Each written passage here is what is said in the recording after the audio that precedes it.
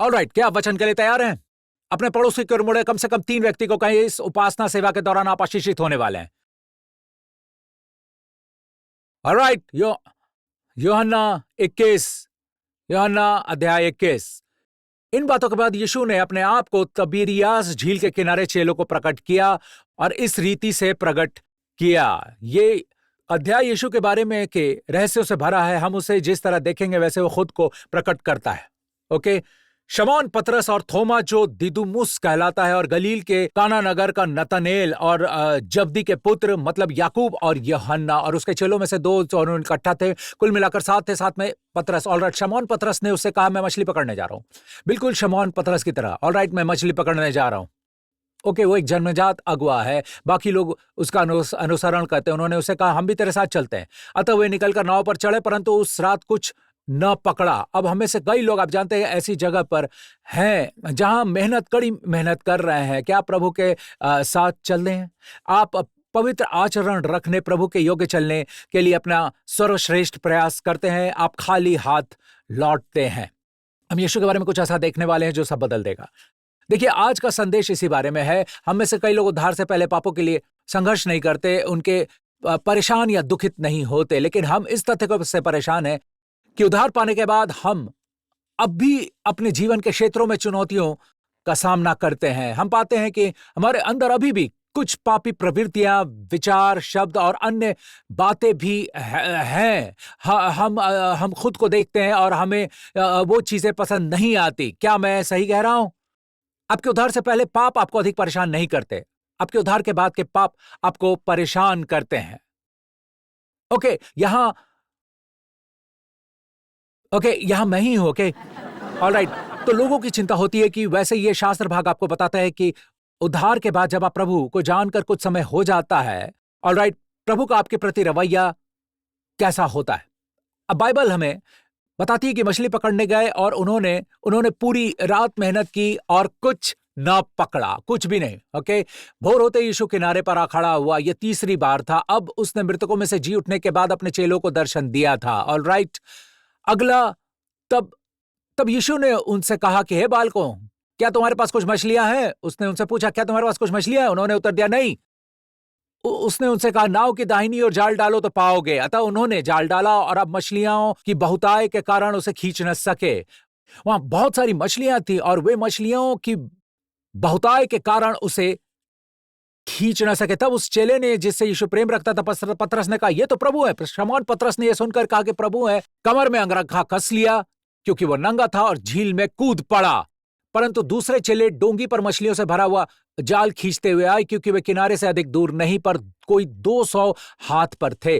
उन्हें जाल खींचना पड़ा, वे इसे नाव में नहीं डाल सकते थे, मछलियां बहुत ही प्रचुर मात्रा में। मेरा सवाल है कि क्यों पतरस पानी में कूदा और वह सीधे यीशु के पास गया? उस प्रश्न का उत्तर आपके जीवन के कई सवालों के उत्तर देगा, खासकर वो भाग जहां आप कहते हैं, जबकि मेरा उद्धार हुआ है, अब जबकि मैं नया जन्म पाया हूं, अब जबकि मैं परमेश्वर की संतान हूं, और मैं अपने आप में ये सारी चीजें देखता हूं, परमेश्वर मेरे बारे में क्या सोचता होगा?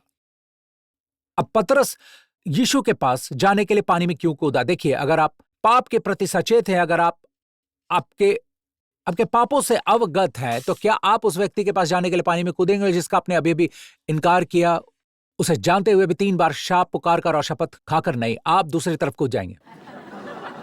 अब भागने की कोशिश करेंगे। क्या मैं सही कह रहा हूं? राइट? या आप प्रतीक्षा करेंगे और आप नाव के पीछे आखिरी व्यक्ति होंगे। आप तब तक प्रतीक्षा करेंगे जब तक नाव किनारे पर ना पहुंचे, और अपने साथियों को ढाल की तरह इस्तेमाल करते हुए पहले उन्होंने आगे जाने देंगे। लेकिन पतरस ने यीशु में कुछ देखा, कुछ ऐसा था जो पतरस को प्रभु के बारे में पता था। इसी वजह से वो पानी में कूदा और सीधे प्रभु के पास गया, और उसे यीशु के साथ अकेले में डर नहीं लगा। वो क्या था कि इस प्रश्न का उत्तर आपके लिए बहुत महत्वपूर्ण है आज आपको परमेश्वर के साथ चलने में। वो सीधे कूदा और यीशु के पास गया। कि वो क्या व्यवस्था थी? क्या वो इसलिए था क्योंकि वो व्यवस्था के प्रति सचेत था? नहीं। अगर ये व्यवस्था होती तो व्यवस्था के द्वारा पाप का ज्ञान होता, कि व्यवस्था उसे प्रभु यीशु को अस्वीकार करने के लिए दोषी ठहराएगी। व्यवस्था उसे कभी भी यीशु के पास जाने के लिए पानी में कूदने का अधिकार नहीं देगी। ये क्या था? ये यीशु के बारे में क्या था? वो जानता था कि मेरे पापों के बावजूद वो आदमी जो किनारे पर खड़ा है, वो मुझसे प्रेम करता है और वो मेरा मित्र है। मैं उसे जानता हूं, हाँ, मैं खुद को जानता हूं, लेकिन खुद से ज्यादा मैं उसे जानता हूं। हाँ, मेरा विवेक मुझे मेरे पापों के बारे में बताता है, लेकिन उससे भी ज्यादा मेरा विश्वास मुझे मेरे उद्धारकर्ता के बारे में बताता है। और मेरा विश्वास कहता है कि मेरा उद्धारकर्ता अभी भी मुझसे प्रेम करता है। लोगों के आप सुन रहे हैं? चलो अभी। और अब वो यीशु के पास जाने के लिए पानी में कूद गया। उसका कार्य बहुत कीमती है, बहुत गहरा है। देखिए पतरस, ये पहली बार नहीं कि यीशु ने पतरस को बहाल किया। ऑलराइट, वास्तव में ये सेवकाई की बहाली है। जब यीशु ने मृतकों में से जी उठने के बाद पतरस को बहाल किया, बाइबल में सिर्फ एक उल्लेख के अलावा कोई रिकॉर्ड दर्ज नहीं है। हमें यह नहीं बताया गया कि यह कैसे हुआ, कौन से शब्द बोले गए थे। ऑलराइट, हमें सुसमाचारों में से कहीं भी ऐसा दर्ज किया नहीं मिलता जहां हम यीशु द्वारा पतरस की बहाली देखते और शब्द दर्ज है। नहीं, वास्तव में यह चेला और उसके प्रभु के बीच इतनी निजी मुलाकात है कि पवित्र आत्मा इसे पूरी बात को छिपाता है। केवल 2 बार उल्लेख किया गया है। पहला लूका 24 में, और उसी घड़ी उठकर यहाँ वे इम्माउस में के चले हैं। वे दोनों, आपको याद है, यीशु के साथ चले, ये नहीं जानते हुए कि ये वो यीशु है। अंत में यीशु उनके घर में जाकर गायब हो गया। ऑलराइट, जब उन्हें प्रभु भोज दे रहा था, वे उसी घड़ी उठकर यरूशलेम को लौट गए और उन 11 और उनके साथियों को इकट्ठा पाया। वे कहते हैं, प्रभु सचमुच जी उठा है और शमौन को दिखाई दिया है। वो शमौन पतरस है। अब 1 कुरिन्थियों 15:5 में प्रेरित पौलुस कहता है कि यीशु के मृतकों में से जी उठने के बाद वो कैफा को, तब 12 को दिखाई दिया। आप जानते हैं कि कैफा पतरस के लिए आरामी नाम है। पतरस का आरामी नाम कैफा है, और कैफा के बाद तब 12 को, फिर 12 को। क्या आपने देखा? वो यीशु को देखने वाला पहला आदमी था, मरियम मगदलिनी के बाद, जो एक महिला थी। अब यह बहुत बढ़िया, यीशु ने इस बैठक में पतरस को बहाल किया, और यीशु को जानते हुए वो अपने पास मौजूद प्रेम के अनुग्रहपूर्ण कौशल के साथ ऐसा करेगा। जो भी हो, अब जब पतरस ने यीशु को देखा तो यह पहली बार नहीं था जब उसने उसे मृतकों में से जी उठा देखा। वो पानी में कूदा क्योंकि उससे उद्धारकर्ता के उसके प्रति प्रेम, उसके अनुग्रह का बहुत अच्छा एहसास था। केवल उसके प्रेम और अनुग्रह का एहसास ही आपको कूदने और सीधा उसके पास जाने के लिए प्रेरित कर सकता है। नाव के किनारे लगने का इंतजार किए बिना, केवल उसके प्रेम का एहसास। क्या यह उसकी पवित्रता का एहसास था? नहीं। यीशु पवित्र है। 3 बार पवित्र, पवित्र, पवित्र, पवित्र। उसने कभी पाप नहीं किया, बाइबल हमें बताती है। उसने कोई पाप नहीं किया। वो पाप से अज्ञात था, उसमें कोई पाप नहीं है। फिर भी ये उसकी पवित्रता का एहसास नहीं था जिसने पतरस को पानी में कूदने के लिए प्रेरित किया। वास्तव में उसकी पवित्रता का एहसास पतरस को उसके पाप को और भी देखने के लिए प्रेरित करता है। उसके प्रेम और अनुग्रह का एहसास था। आइए अभी लूका 5 का अनुसरण करें। ये पहली बार था जब पतरस यीशु से मिला, जब भीड़ परमेश्वर का वचन सुनने के लिए उस पर गिर पड़ती थी, और गन्नेसरत की झील के किनारे पर खड़ा था। तो ऐसा हुआ कि उसने झील के किनारे 2 नावें लगी हुई देखी, और मछुए उन पर से उतर कर जाल धो रहे थे। उन नावों में से एक पर, जो शमौन की थी, चढ़कर मैं आपको कुछ बताता हूं। जब भी यीशु उसकी नाव में आता है तो वो आपको आशीषों के लिए तैयार करता है। यह प्रेम की प्रकृति है, और वो सिद्ध प्रेम है। आमीन। उन नावों में से एक पर, जो शमौन की थी, चढ़कर उसने उनसे विनती की कि किनारे से थोड़ा हटा ले चले। तब वो बैठकर लोगों के नाव पर से उपदेश देने लगा। हम ये भी जानते हैं कि उसने क्या सिखाया। ये बोने वाला और बीज का दृष्टांत था। जब वो बातें कर चुका तो वो शमौन ने कहा, गहरे में ले चल और मछलियां पकड़ने के लिए अपने जाल डालो। शमौन ने उसको उत्तर दिया, मत भूले, ये उसका पहला मौका है। वो यीशु के सामने नया है। ऑलराइट, हे स्वामी, हमने सारी रात मेहनत की और कुछ न पकड़ा, तो भी तेरे कहने से जाल डालूंगा। जब उन्होंने ऐसा किया तो बहुत मछलियां घेर लाए और उनके जाल फटने लगे। पर उन्होंने अपने साथियों को, अपने व्यापारिक साझेदारों को, और जो दूसरी नाव पर थे, संकेत किया कि आकर हमारी सहायता करें, और उन्होंने आकर दोनों नाव यहां तक भर ली कि वे डूबने लगी। मैं इसे आशीषों से भरकर जाल टूटना, नाव डूबना कहता हूं। यह देखकर शमौन पतरस यीशु के पांवों पर गिरा और कहा, हे प्रभु, मेरे पास से जा, क्योंकि मैं पापी मनुष्य हूं। जब वो पहली बार यीशु से मिला तब उसे प्रभु के बारे में क्या एहसास हुआ? उसकी पवित्रता। हमारे शरीर की स्वाभाविक प्रवृत्ति ये एहसास करना है कि परमेश्वर पवित्र है। यदि हम परमेश्वर अभी प्रकट होता है, आज रात परमेश्वर आपके कमरे में प्रकट होता है, तो आप कैसे खड़े होंगे? क्या आपके मुंह के बल गिर के कहेंगे, धन्यवाद प्रभु, दाऊद की तरह तेरी करुणा सदा की है? इसे देखने समझने के लिए किसी ऐसे व्यक्ति की आवश्यकता होती है जिसे पवित्र आत्मा ने सिखाया हो। ज्यादातर लोग कहते हैं, मुझे क्षमा करें, मैं अपने पापों को स्वीकार करता हूं। क्या यह आश्चर्यजनक नहीं है? हम सोचते हैं कि क्या यह आश्चर्यजनक नहीं? हम हमेशा सोचते हैं कि ओ कुछ मसीह लोग जिस तरह से वे अनुग्रह का विरोध करते हैं, हाँ वे परमेश्वर के प्रेम पर प्रेम, परमेश्वर के अनुग्रह, परमेश्वर का प्रेम और ऐसी बातों के बारे में बात करते हैं, लेकिन उन्हें कभी भी परमेश्वर की पवित्रता के बारे में बात नहीं करते। नहीं, हम परमेश्वर की पवित्रता के बारे में सिखाते हैं। इसके अलावा फरीसी भी परमेश्वर की पवित्रता को जानते हैं और सड़क पर हर कोई परमेश्वर की पवित्रता को जानता है, परमेश्वर पर विश्वास करता है। इसलिए वे परमेश्वर को स्वीकार नहीं करते, क्योंकि परमेश्वर को स्वीकार करना आपके विवेक पर चमकती उसकी पवित्रता के प्रकाश को स्वीकार करना है। लेकिन वे परमेश्वर को स्वीकार नहीं करते। लोग सहज रूप से जानते हैं, लेकिन उसके प्रेम को जानने के लिए पवित्र आत्मा की शिक्षा की आवश्यकता होती है। तो पास्टर प्रिंस, क्या आपने बाइबल नहीं पढ़ी? लिखा है उसमें बहुत कुछ सौंपा गया, उसे बहुत कुछ लिया जाएगा। आमीन।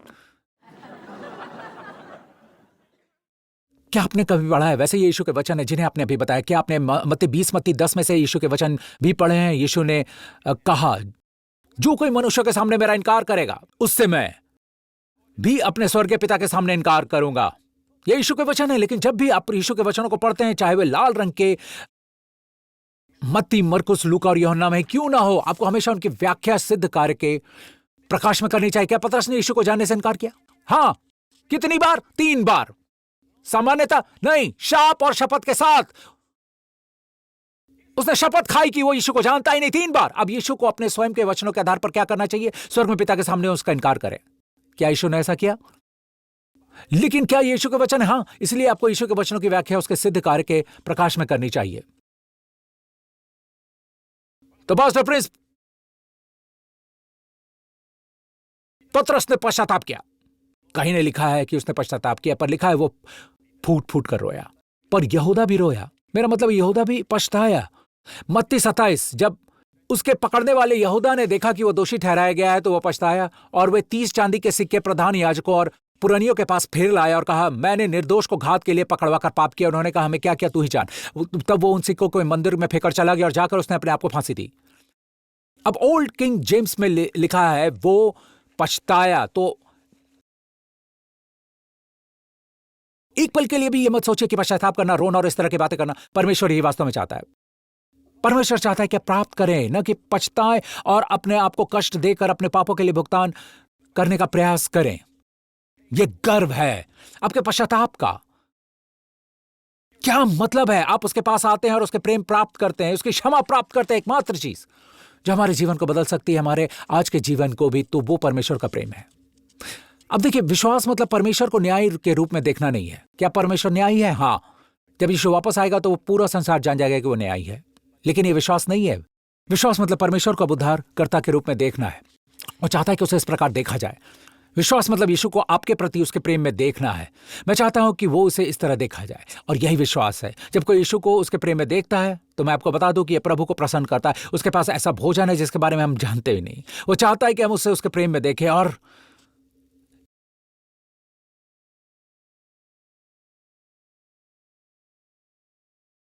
ये प्रेम महान कार्य करेगा। याद रखें, चेले मछलियों को खींच नहीं पाते, राइट? पतरस को प्रेम का एहसास होने के बाद पतरस यीशु के पास तैयार कर गया। पतरस ने अकेले ऐसा किया। यूहन्ना 21 पर वापस जाएं। ऑलराइट, इसे देखें। तो शमौन पतरस ने वचन 11 डोंगी पर चढ़कर भरा हुआ जाल किनारे पर खींचा। हेलो, अकेले ही। चेले उछाल वाले पानी में भी जाल को नाव में खींच नहीं पाए। पतरस ने अकेले ही जाल को किनारे खींच लिया। मैं आपको यह बता दूं, जब आपको पता चलता है कि आपसे प्रेम किया गया है, तो आप महान कार्य करते हैं। आमीन चर्च। अच्छा पास्टर प्रिंस, मुझे लगता है कि हमें पवित्रता पर और अधिक शिक्षा की आवश्यकता है। मैं आपको बता दूं, आप जानते हैं कि पवित्रता क्या है? इसका अर्थ है अलग अलग किए गए। अलग अलग किए गए, अलग अलग किए गए अर्थ है जब संसार तनाव में होता है तो आप शांत होते हैं। इसका मतलब यह नहीं कि संसार छोड़ दो, उनके करीब मत जाओ। बहुत से लोगों की यही मानसिकता होती है। अलग किए जाने का मतलब है कि आप सबसे अलग है, क्योंकि आप अनमोल हैं।